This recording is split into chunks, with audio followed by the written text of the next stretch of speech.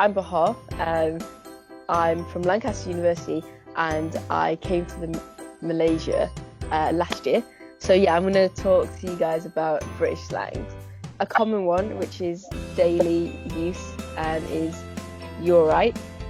So that's more of a rhetorical one. So if I say to you, Joey, "you're right," I don't really expect a response. Yeah. One word, Joey, that you have to know if you're ever in England or you want to be British, it's mate. Mate. That is staple. Absolutely staple. You use it after every single sentence. Hello, mate. Where are you going?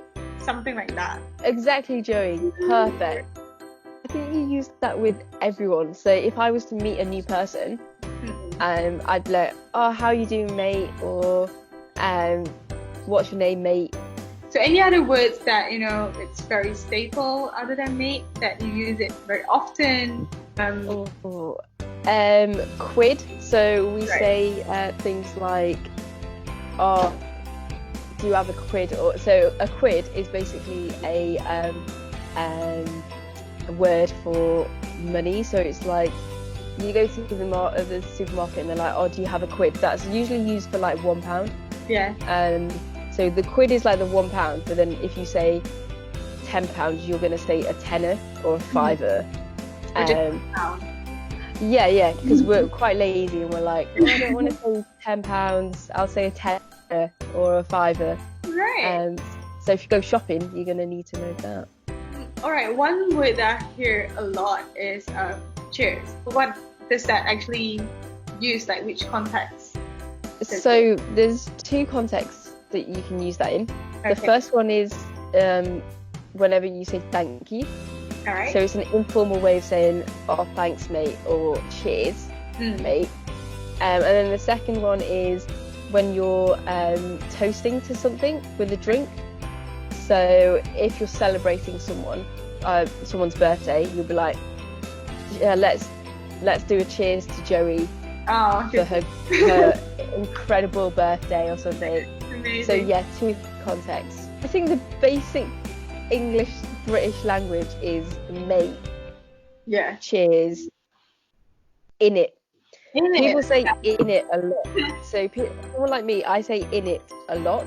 Right. So what I mean by that is "isn't it?" So it's just a short version of saying INNIT, like "isn't it?" I think it is more for the guys out there.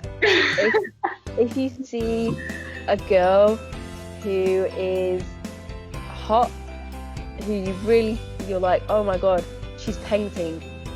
It's like a word for attractive.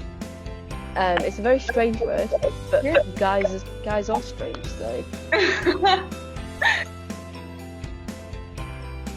In the context, say if me and you, Joey, were very different, we'd be like, "Oh, Joey and Bahar are chalk and cheese." So you'd be chalk and cheese, and I'd be cheese. So it's like we're very, very different. You're on one side of the scale, and I'm on the other side of the scale. Pull a blinder is like, it almost seems impossible, but then you pull a blinder and you're like, "Yo, you've just done the most amazing thing." So it's like, for example, when you're at uni and you've got a deadline in 24 hours, right? And you're like, I need to pull a blinder, like I need to get this going. And then you do it and it's 3 minutes before the deadline and you're like, "I've just pulled a blinder.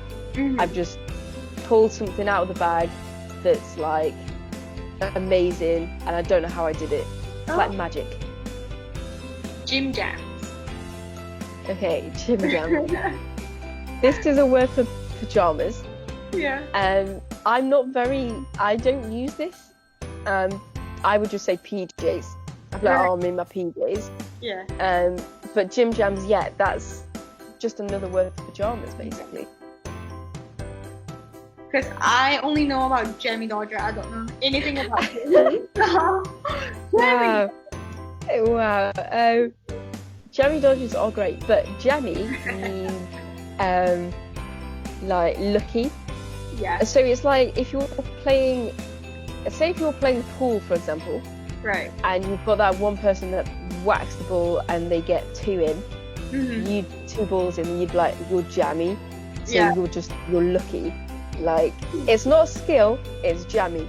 It's just luck. Yeah, pure luck.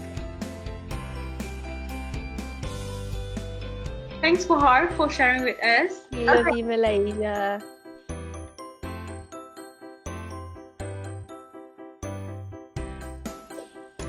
You're a great teacher, Bahar. Thank you. I try, guys.